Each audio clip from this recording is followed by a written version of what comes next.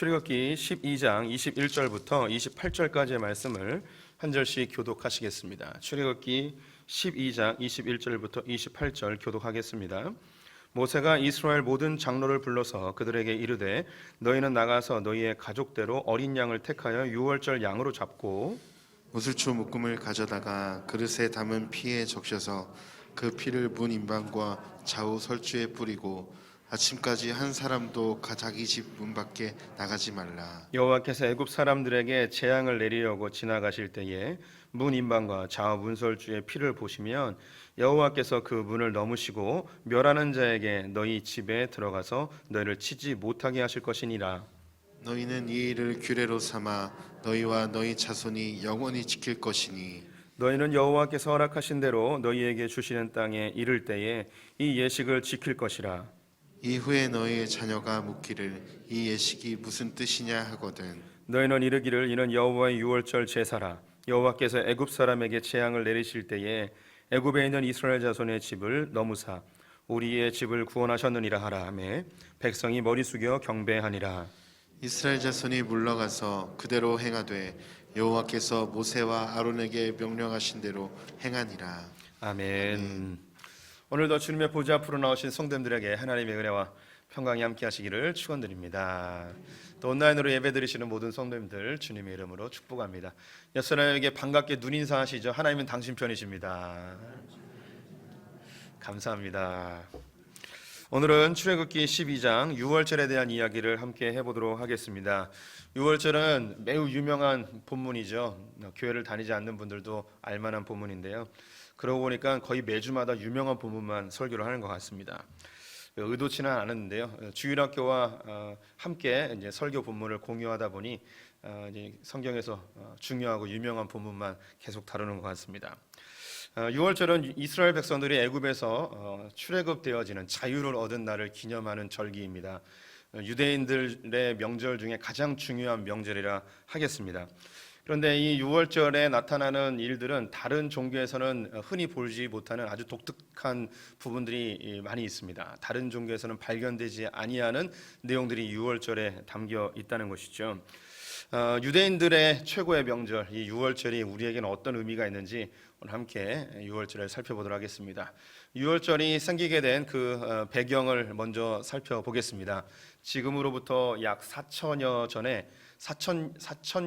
년 전에 이스라엘 백성들이 가나안 땅에 살고 있다가 애굽으로 이주하게 되어집니다. 한 70여 명의 야곱의 자손들이 애굽으로 이주하게 되는데요. 극심한 기근 때문이었습니다. 이것을 도왔던 자가 야곱의 아들이었던 요셉이었는데요. 요셉이 애굽의 총리를 하고 있었습니다. 요셉은 그의 가족들을 위하여서 나일강 삼각주의 고센 땅에 거주지를 제공해 줍니다. 지금도 나일강 삼각주는 세계에서 가장 비옥한 곡창지대로 알려져 있습니다. 그 땅을 지도로 한번 보여드릴게요. 여기가 고센 땅입니다. 고센 땅 중에서도 라암세스라고도 불려지는 이곳에 이제 중점적으로 이제 거주를 하게 됩니다. 그러나 요셉이 죽은 이후에 요셉을 알지 못하는 새로운 왕조가 들어서면서 이 이스라엘 백성들에게 큰 고난이 생기게 되어집니다. 이 고센 땅에 내려왔던 70여 명의 이스라엘 백성들은 수백만 명의 사람들로 확장하게 되었는데요. 새로운 왕은 이스라엘 민족의 번성함을 보고 두려워하게 되었고 그들이 혹여나 독립운동을 하거나 혹은 자기 본국으로 돌아갈까 하여서 이 이스라엘 백성들을 통제하기 위한 강제 노동을 시키게 되어집니다. 강제 노동을 시키면 아이를 낳지 못하여 그 세력이 줄어들 것이라고 생각했는데 오히려 아이들은 더 많이 태어나게 되었고 급기야 산파들을 시켜서 남자아이가 태어나면 죽이도록 명령을 하였습니다. 하지만 이 산파들에게 하나님이 은혜를 주셔서 어린아이들을 죽이지 못하게 하였고 급기야는 애굽의 군병들을 동원하여 아이들을 죽이는 일까지 벌어지게 되었죠. 그러자 이 이스라엘의 백성들은 그들의 노역과 또 삶의 고통으로 인하여 하나님께 호소하게 되고 구원에 대하여 기도하게 됩니다. 이때 모세를 하나님께서 들어 이스라엘 백성들을 구원하게 되어지죠. 구원의 과정 속에서 하나님은 모세를 통해 9가지의 재앙을 내리십니다. 이 9가지의 재앙은 애굽의 신들을 심판하는 중요한 목적이 있습니다. 하지만 애굽의 바로는 그 마음이 변하지 아니하여서 이스라엘 백성들을 내보내려 하지 않죠. 이 9가지의 재앙들 우리 성도님들이 뭐 알만한 것을 꼽는다면 나일강이 피로 바뀌어진 것, 그리고 피로 바뀌어지니까 개구리가 다 튀어나왔죠. 개구리의 재앙, 개구리가 죽으니까 거기서 막 이들이 나오고 이의 재앙, 이들이 가서 막 짐승들 무니까 짐승들이 전염병에 걸려서 막 죽게 되고요. 그 전염병이 사람들에게 와서 이 몸에 극심한 악종 피부병이 나게 되고 우박이 내리고 그리고 태양이 어두워지고 메뚜기가 날아오고 이런 일들이 벌어지게 됩니다. 여기서 애굽의 가장 큰 신이 태양신과 나일강 신이었습니다. 농경 사회였기 때문에 태양이 중요한 신이었고 그들의 젖줄이었던 나일강이 중요한 신이었습니다. 그래서 태양을 어둡게 하고 나일강을 피로 바꿨다는 것, 이것은 애굽이 섬겼던 그 모든 신들이 무력함을 입증하는 중요한 사건입니다. 그런데 이런 사건들로 바로의 마음은 흔들리지 않았습니다. 그래서 하나님은 10번째 재앙을 내리기로 하시는데요. 그것이 이제 본문 12절과 13절에 나와 있습니다. 같이 한번 읽어보도록 하겠습니다. 내가 그 밤에 애굽 땅에 두루다니며 사람이나 짐승을 막론하고 애굽 땅에 있는 모든 처음 난 것을 다 치고 애굽의 모든 신을 내가 심판하리라. 나는 여호와라. 내가 애굽 땅을 칠 때에 그 피가 너희가 사는 집에 있어서 너희를 위하여 표적이 될지라. 내가 피를 볼 때에 너희를 넘어가리니 재앙이 너희에게 내려 멸하지 아니하리라. 아멘. 바로 6월절입니다. 장자의 죽음으로 인하여 이스라엘 백성들이 애굽에서 나오게 된다는 것인데요. 앞에 있었던 9가지의 재앙이 아무런 효력이 없었습니다. 그것은 마지막 10번째 재앙에 모든 것을 집중시키기 위한 방편입니다. 그래서 앞에 있는 다른 재앙들은 아무런 효력이 없었지만 10번째 재앙이 가장 강력한 효력을 발생하는 이것이 진짜다라는 것을 보여주는 것이죠. 그것은 장자의 죽음이었습니다.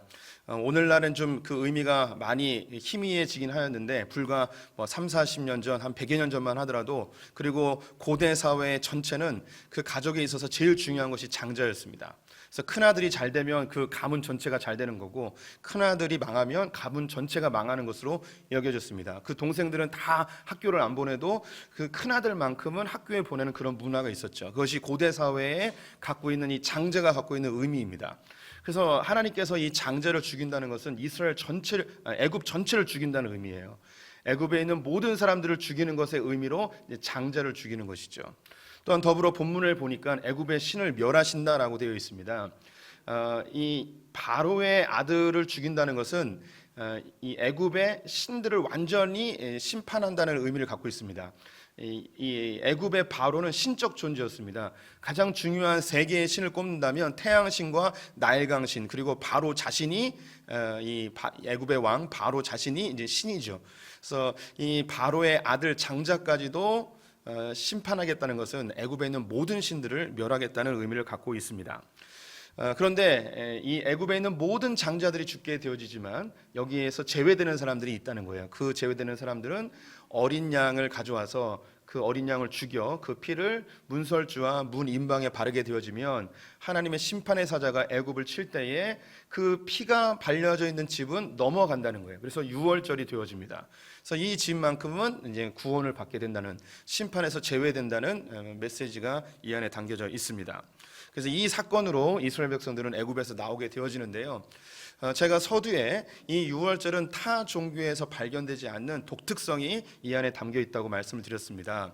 이것은 성경 전체에 흐르고 있는 하나님의 심판의 독특성, 심판의 원칙, 원리라 할 수 있는데요. 두 가지의 원리를 가지고 있습니다. 첫 번째는 평등주의고요. 두 번째는 대체주의라는 것입니다. 평등주의가 뭐냐면 하나님은 심판하실 때에 차등 없이 똑같이 심판하겠다는 거예요. 모두가 똑같이 심판하신다는 겁니다. 그 사람이 도덕적으로 훌륭하든 선행을 많이 했든 윤리적으로 착하든 돈이 많든 공부를 많이 했든 적게 벌었든 뭐 그거 아무 관계없이 하나님은 평등하게 다 심판하겠다는 거죠. 이게 왜 독특성인가? 타 종교에서는 이러한 평등주의가 없습니다. 하나님의 심판이 임하는 것이 모든 사람에게 평등하게 임하는 이런 사상이 없습니다. 우리가 가깝게 있는 뭐 불교나 유교 사상에서 종말론은 없는데 거의 대부분 도교에서 들어온 거예요. 우리가 갖고 있는 그런 종말론은 착하게 살면 극락 가고 나쁘게 살면 지옥 가고 이런 개념을 가지고 있죠. 선행을 하게 되어지면 다음 생에 사람으로 태어나고 악행을 하면 벌레나 이런 걸로 태어나는 불교의 유교적 사상도 우리가 갖고 있습니다. 근데 이런 불교나 도교나 이런 것은 이제 구원과 심판에 대한 개념 외에도 전 세계에 있는 모든 종교, 즉 사람이 생각할 수 있는 구원과 심판의 기준은 사람이 얼만큼 착하게 살았는가, 얼만큼 나쁘게 살았는가, 이것으로 심판이 되어집니다. 즉 다시 말해 이 세상 모든 종교의 심판은 계급이 있습니다. 착하게 살면 구원받고 나쁘게 살면 심판받고. 근데 하나님에게는 그런 게 없어요. 하나님의 심판은 모두가 다 심판받는 거예요. 그런데 어떻게 보면 예수 안 믿는 사람들은 하나님 너무 매몰차고 인정도 없고 너무 악하다, 너무 잔인하다, 뭐 이렇게 느껴질 수도 있습니다. 그래서 착한 사람을 살려야 되지 않냐, 뭐 이런 생각을 하게 되죠. 그러면서 일반적인 타 종교에 선행을 하는 사람들이 구원받는 이러한 구원관이 아주 보편적이고 그리고 합리적이고 인간적이고 사람들에게 설득되어지는 것으로 받아들여집니다. 그런데 우리 성도님들이 조금만 깊이 생각하면 이 하나님의 평등주의가 훨씬 더 합리적이라는 것을 알 수 있습니다. 왜냐? 제가 질문을 하나 해보겠습니다. 만약에 우리 성도님들이 하나님이라면 사람을 구원할 때 착한 사람을 구원해야 되잖아요. 그럼 몇 점 맞으면 구원하면 될까요? 성경이나 그 어떤 종교에서도 그 점수를 얘기해 주질 않고 있어요. 어떻게 하면 좋을까요? 몇 점 맞으면 구원시켜 주시겠습니까? 우리 성도님들 한번 재미삼아 손들어 보기 할까요? 50점. 50점 너무 짜죠, 그렇죠? 그러면 한 70점. 70점 맞으면 손을 안 들겠다고 작정을 하셨네요. 우리 예를 들어봅시다. 우리가 수미양가에 익숙한 세대니까 90점 넘으면 구원받는 걸로 해보죠. 90점 맞을 자신 있는 분들, 90점 맞을 자신 있는 분들 혹시 있으십니까? 근데 우리가 천국의 심판대에 갔습니다. 근데 90점 맞으면 천국 갈 수 있는데 내 점수를 보니까 89.9예요. 0.1점이 모자라요. 어떻게 하면 좋을까요? 저 같으면 천국을 뒤집어 엎어버릴 것 같습니다. 그리고 막 피켓 들고 반올림 해달라고 막 해야 될 것 같아요. 구제해달라고. 89점은 구제해달라고 막 할 것 같아요. 그럼 구제해줬다고 칩시다. 그러면 88점짜리들이 나타나가지고 우리도 구제해달라고 하겠죠. 이게 무슨 천국입니까? 원칙도 없고. 그런데 이 선행이라는 것, 도덕과 윤리라는 게 시대와 국가와 민족에 따라서 완전히 달라요. 제가 인도에서 경험했던 한 그 원시 부족은 저녁마다 술 파티를 해요. 그리고 잠을 자요. 자기 마음에 맞는 여자하고 남자하고. 거기서 아기가 생기면 결혼을 해요. 아기가 안 생기면 그 다음날 또 다른 여자랑 자요. 그건 그들의 문화예요. 아무도 욕할 수 없어요. 이게 우리의 생각으로는 이게 도저히 이해가 안 가잖아요. 또 한 국가의 전쟁 영웅이 그 상대 국가에게는 원수예요. 이게 전혀 다른 잣대로 이게 기준이 되어진단 말이죠. 그런데 이 세상 사람들은 착하게 살면 천국 가고 악하게 살면 지옥 간다는 애매모호한 기준으로 구원관과 심판론을 이야기합니다. 근데 성경은 아주 명확해요. 하나님은 모든 사람을 다 심판하는 거예요. 여기에는 차별이 없어요. 돈이 많든 공부를 많이 했든 사회적으로 인정받는 위치에 있든 선행을 많이 했든 착하게 살든 욕 한 번도 안 하고 도둑질도 한 번도 안 하고 거짓말도 한 번도 안 했든 관계없이 모두가 다 심판받는다는 거예요. 이게 하나님이 성경에서 이야기하는 매우 중요한 평등주의 심판론입니다. 하나님의 심판의 두 번째 특징이 대체주의예요. 근데 모두가 다 심판받아야 될 다 죄인인데 그런데 대체물이 있으면 된대요. 내가 죽어 마땅하고 내가 하나님 앞에 심판받아야 되는데 나의 죄를 대신해서 어떤 대체물이 이 심판을 대신 받으면 내가 거기서 구원받을 수 있는 거예요. 애굽에 하나님이 장자를 치신다는 이 심판이 있었습니다. 근데 이것이 이스라엘 백성들은 제외되고 애굽 사람들의 장자만 치는 게 아니에요. 이스라엘 사람들의 장자들도 하나님이 심판하는 거죠. 우리는 하나님의 선택된 백성이고 아브라함의 후손이기 때문에 하나님이 우리 민족은 장자들을 죽이지 않는다라고 이야기하면 이게 그릇된 선민사상이에요. 이스라엘 백성들이 이런 그릇된 선민사상을 갖고 있었어요. 이 세상에 있는 모든 나라들은 멸망하여도 성전을 갖고 있는 우리 아브라함의 후손인 우리는 하나님께서 구원하실 것이라는 이런 잘못된 그릇된 선민사상을 갖고 있었죠. 아니에요. 하나님의 심판에는 그 누구도 제외될 수 없어요. 하지만 한 가지 방법, 그것이 뭐냐면 나의 죄를 대신해서 어떠한 대체물이 대신 죽으면 내가 구원받을 수 있어요. 그것이 바로 어린 양이었습니다. 이 어린 양을 잡아서 그 피를 문설주와 임방에 바르게 되어지면 죽음의 사자가 애굽의 장자들을 다 칠 때 이 집은 건너간다는 거예요. 유월한다는 것이죠. 이 유월절에는 세 가지의 준비물이 필요했습니다. 첫 번째는 어린 양이었고요. 두 번째는 무교병이고 세 번째는 쓴 나물이었습니다. 무교병은 누룩을 넣지 아니한 떡인데요. 우리로 이야기하면 뭐 빈대떡 비슷한 뭐 이런 거죠. 이스라엘 백성들이 애굽에서 나와서 홍해를 건너기까지 약 7일 정도가 걸리게 되는데 이 7일 동안 이동하면서 먹어야 될 양식이 필요했습니다. 이때 이 무교병을 먹었는데요. 누룩을 넣으면 상할 수 있기 때문에 누룩을 넣지 않은 이 무교병을 먹으면서 이 광야길을 건너게 됩니다. 그래서 이 무교병이 다 떨어졌을 때 그들이 배고파서 하나님께 막 울부짖었더니 그때 하나님이 만나를 내려주신 거예요. 그래서 그 광야로 나가기까지의 그 출애굽을 기억하게 하기 위하여 무교병을 먹게 하였습니다. 그리고 쓴 나물을 먹게 했는데 쓴 나물은 특정한 어떤 식물을 지정하는 것은 아니었고요. 쓴 맛이 나는 나물을 의미합니다. 보편적으로 파나 쑥갓을 이용했다고 합니다. 이것은 애굽에서 그들이 종살이하였을 때 그 고통과 신음하였던 것을 잊지 않게 하기 위해서 이 쓴 나물을 먹었다고 합니다. 그리고 제일 중요한 이 어린 양을 준비해야 되는데요. 우리가 읽지 않았지만 12장 초반부에 보게 되어지면 이 어린 양을 어떻게 준비해야 되는지 알려주고 있습니다. 이 어린 양은 흠없는 어린 양을 준비해야 됩니다. 어린 양이라고 하니까 새끼 양으로 이해하시는 분들이 있는데요. 성경에서 어린 양이라 하면 1년부터 1년 6개월 되어진 양을 어린 양이라고 표현합니다. 흠이 없다는 것은 아직 아기를 낳지 아니한 교미를 하지 않은 양을 흠없는 어린 양이라고 표현을 해요. 그때가 돼야지 이제 먹을 수도 있고 또 생식도 가능한 1년 뒤에부터 가능하기 때문입니다. 또한 몸에 상처가 없고 장애가 없는 양을 흠없는 어린 양이라고 이야기합니다. 이 양을 1월 10일 날 준비를 합니다. 이스라엘의 6월절은 1월 15일인데요. 우리의 날짜 기성법과 조금 달라서 우리는 이 24시간에서 이제 12시가 지나면 다음 날이잖아요. 근데 유대인들은 그때 뭐 시계도 없었기 때문에 저녁에 해가 지면 다음 날이 되는 거예요. 오늘이 주일인데요. 일요일 저녁이 되어졌을 때 유대인들은 이 일요일 저녁이 아니고 그 다음 날이 되는 거예요. 월요일이 되는 거예요. 그래서 해가 지는 것부터 그 다음 날로 칩니다. 그래서 14일까지 이제 날짜로 하면 5일 동안 이 양을 집에서 잘 관리를 합니다. 상처가 나면 안 되기 때문에 특별히 관리를 하는 것인데요. 그래서 그 집에서 같이 자고 씻기고 그리고 먹이를 주고 뭐 이런 일을 하게 됩니다.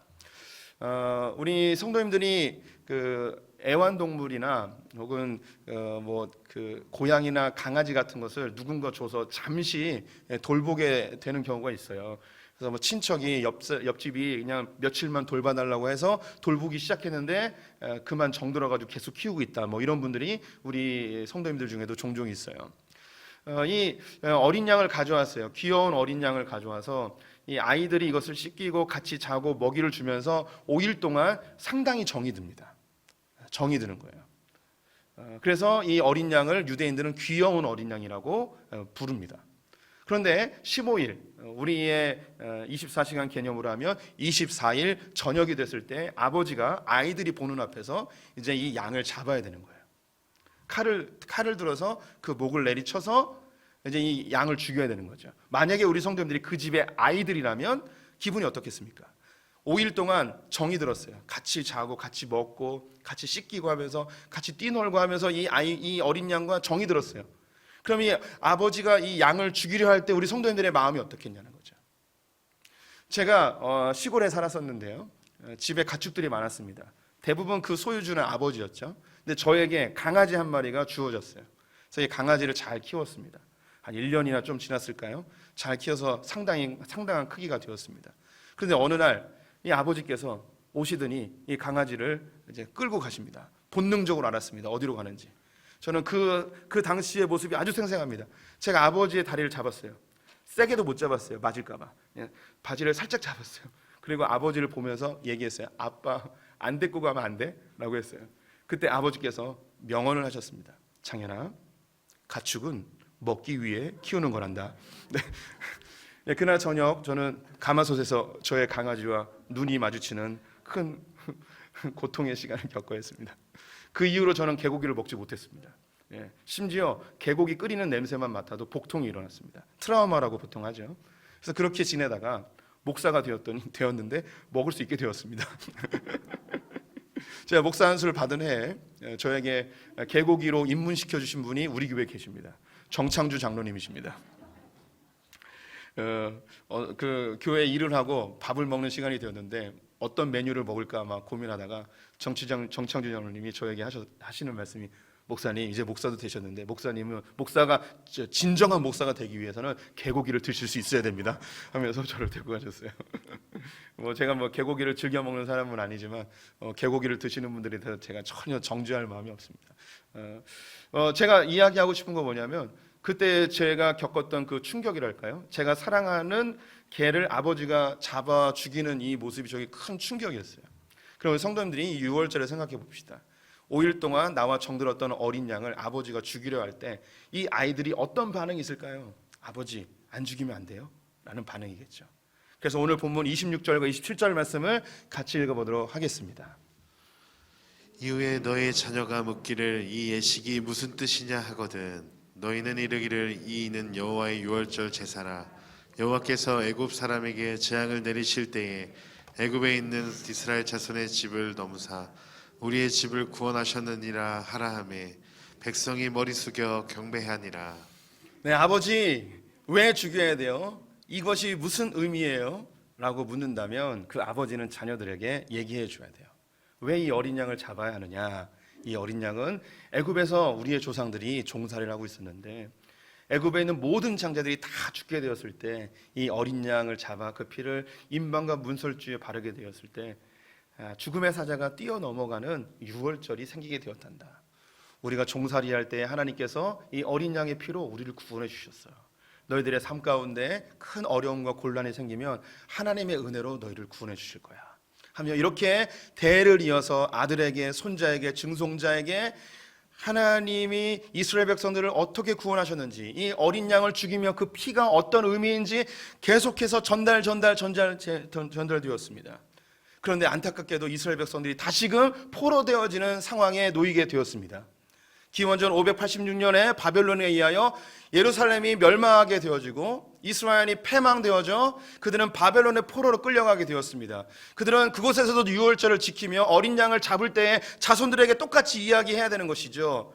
수백 년 전에 우리의 조상들이 애굽에서 종살이하고 있었지만 이 어린 양을 잡음으로 인하여서 그들이 구원받았는데, 우리가 비록 바벨론에서 종살이하고 있지만 하나님께서 우리를 반드시 구원제를 통하여 우리를 다시금 건져주실 것이다, 어린 양을 통하여 우리를 다시 건져주실 것이라는 소망의 메시지가 유월절을 지키면서 계속 반복되어집니다. 이 메시지가 이사야서에 기록이 되어 있습니다. 이사야서 57장 말씀 같이 읽어보도록 하겠습니다.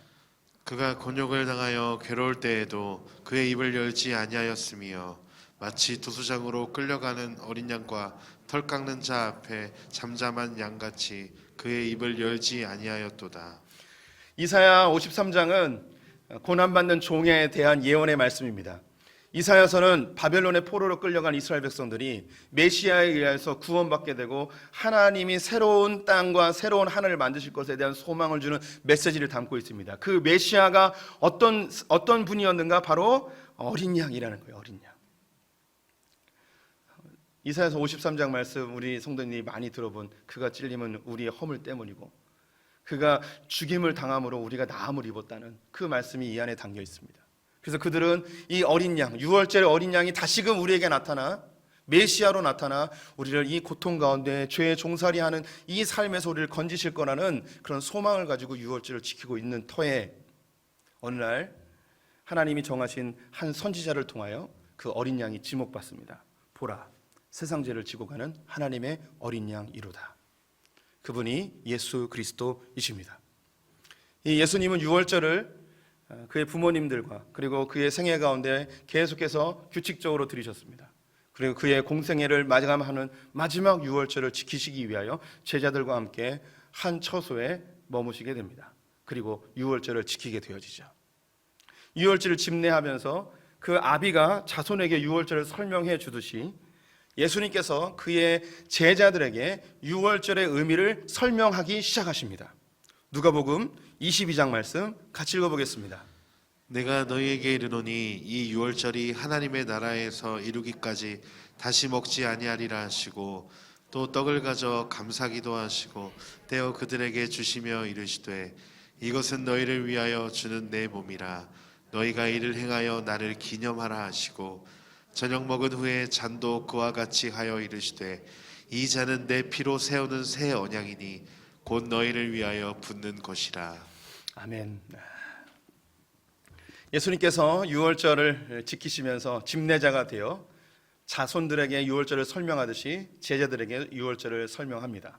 그런데 이전과는 다른 설명을 시작하십니다. 이제 하나님 나라가 도래하기까지 이제 다시는 유월절을 지키지 않겠다. 우리 성도님들, 이건 그 설교의 내용과 직접 관련되진 않지만 주의해서 들어주시면 좋겠습니다. 우리나라에 존재하고 있는 이단 중에 하나가 유월절을 잘 지켜야만 구원받는다는 교리를 갖고 있는 교단이 있습니다. 그런 이단이 있습니다. 멀리 있지 않습니다. 여기 길 건너면 있습니다. 제가 이거 잘못 그냥 얘기하면 가끔씩 막 고소하고 그러는 데들도 있어서 얘기하지 않겠습니다. 하모로 시작하는 데 있습니다. 여기 앞에.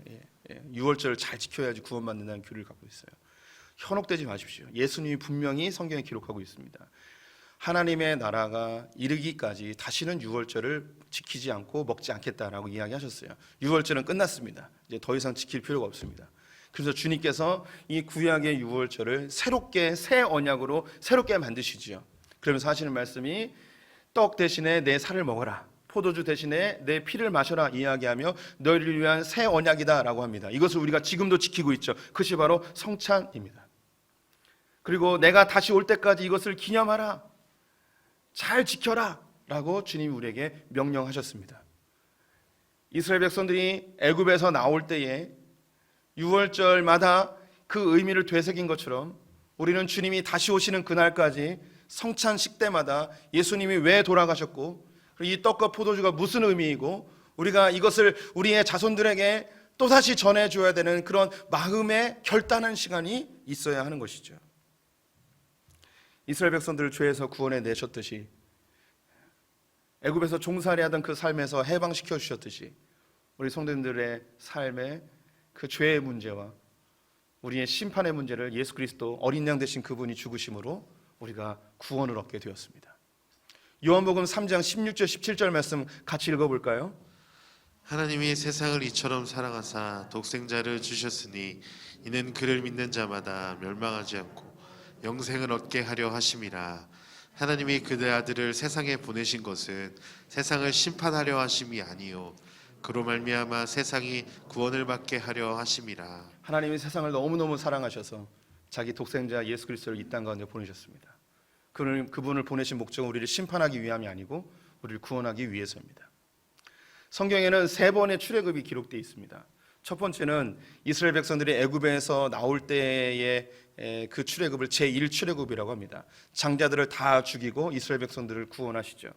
제2출애굽은 이스라엘 백성들이 바벨론의 포로로 끌려갔을 때에 페르시아 고레스에 의하여서 바벨론을 완전히 다 진멸시켜버리고 이스라엘 백성들을 자기의 본국으로 돌아오게 하는 제2출애굽이 있습니다. 그러면 제3출애굽이 무엇인가? 우리가 이 공중권세 잡은 사단의 권세 가운데 살고 있는 이 세상 가운데 예수님이 다시 오셔서 이 땅을 완전히 심판하시고 하나님의 백성들을 구원하시는 것, 저 하늘나라로 우리가 완전히 입성하는 것, 이것이 제3출애굽이라고 이야기합니다. 예수님이 다시 이 땅에 오셔서 이 땅을 심판하실 때에는 그 어떤 제외도 없습니다. 예외가 없습니다. 모두가 평등하게 예외 없는 심판이 있습니다. 착하게 살았던, 돈이 많던, 공부를 못했던, 이 땅에서 어떤 죄를 졌던 관계없이 하나님의 심판은 동일합니다. 평등하게 모두가 다 진멸되어집니다. 그런데 주님의 두 번째 중요한 원칙, 내가 죽어야 되는데 나를 대신하여 누군가 죽었다면, 그 마음의 문에 예수 그리스도의 피를 발랐다면, 그분을 나의 구주로 영접했다면 그 사람은 심판에서 면하여져 하나님의 구원에 동참하게 되어집니다. 그것이 바로 우리 성도님들이시죠. 이 위대한 진리를 주님 오시는 날까지 우리가 기억하고 전하라고 이야기합니다. 우리 성도님들은 우리가 사랑하는 이웃들에게 이 메시지를 전해야 됩니다. 또한 우리 성도님들 그 누구보다도 나의 가장 소중한 나의 자녀들에게 이 구원의 메시지, 출애굽의 메시지를 전달하셔야 합니다. 우리 요한계시록 말씀 읽으면서 설교를 마무리해 보기를 원합니다. 함께 읽겠습니다. 무엇이든지 속된 것이나 가증한 일 또는 거짓말하는 자는 결코 그리로 들어가지 못하되 오직 어린 양의 생명책에 기록된 자들만 들어가리라. 냉정해 보이는 하나님의 심판, 예외 없는 심판 속에서 예수 그리스도의 보혈의 피를 바른 자들, 예수의 어린 양의 그 생명책에 기록된 사람들만 주님의 심판에서 제외되어 하나님의 나라에 들어갈 수 있습니다. 우리 성도님들, 예수 그리스도의 그 십자가를 끝까지 붙드시기 바랍니다. 또한 이 구원의 아름다운 메시지를 우리의 자녀들에게 전파하시는 성도들 되시기를 축원드립니다. 우리 함께 찬양하겠습니다.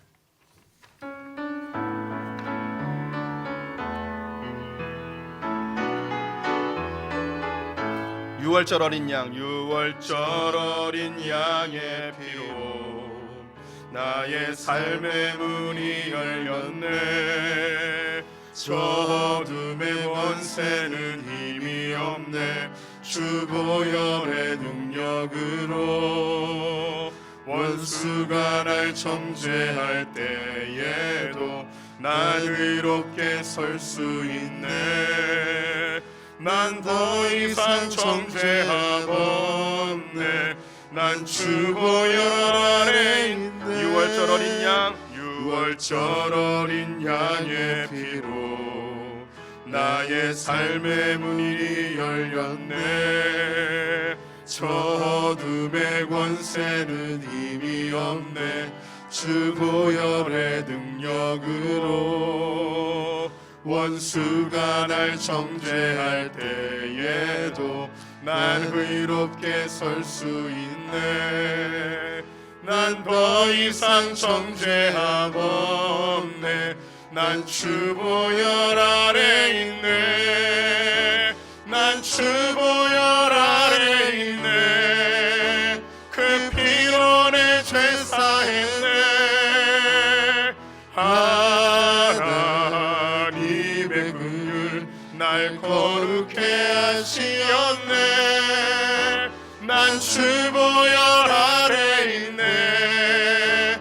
난 원수의 어떠한 공격에도 더 이상 넘어지지 않네.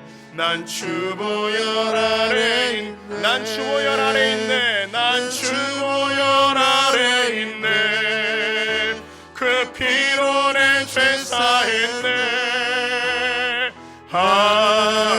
하나님의 긍휼 날 거룩해 하시었네. 난 주 보혈 아래 있네. 난 원수의 어떠한 공격에도 더 이상 넘어지지 않네. 난 주 보혈 아래 있네.